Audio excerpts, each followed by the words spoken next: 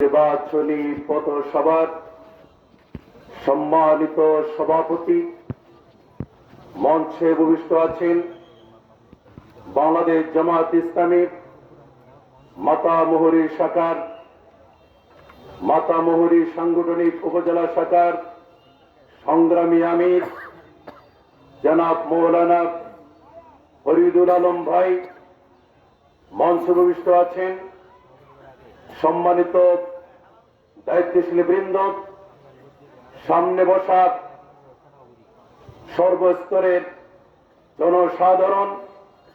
আমি বক্তব্যের প্রারম্ভে সকলকে সালাম জানাচ্ছি। আসসালামু আলাইকুম ওয়া রাহমাতুল্লাহি ওয়া বারাকাতুহু। সংগ্রামী জনতা, যে আয়াতে কারিমা আমি আপনাদের সামনে তেলাওয়াত করলাম, এই আয়াতে কারিমার অর্থ হচ্ছে ইয়া আইয়ুহাল্লাযীনা আমানুত্তাকুল্লাহ ওয়া কুনু মা'আস সাদিকিন।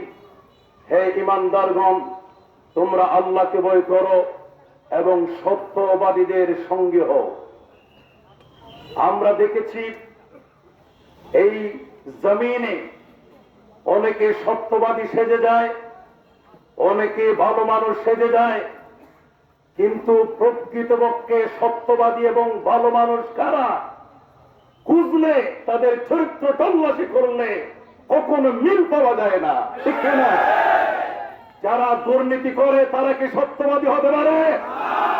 যারা সাদাবাজি করে তারা কি ভালো মানুষ হতে পারে? যারা প্রজেক্ট দখল করে, লবণের মাঠ দখল করে, তারা কি ভালো মানুষ হতে পারে?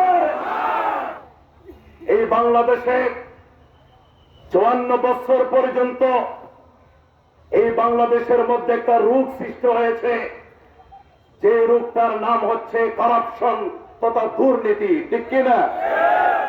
এই দুর্নীতি নামক রোগ থেকে মুক্তি করার জন্য, পরিত্রাণ দেওয়ার জন্য 54 বছরের ভিতরে আমরা অনেক দল দেখেছি।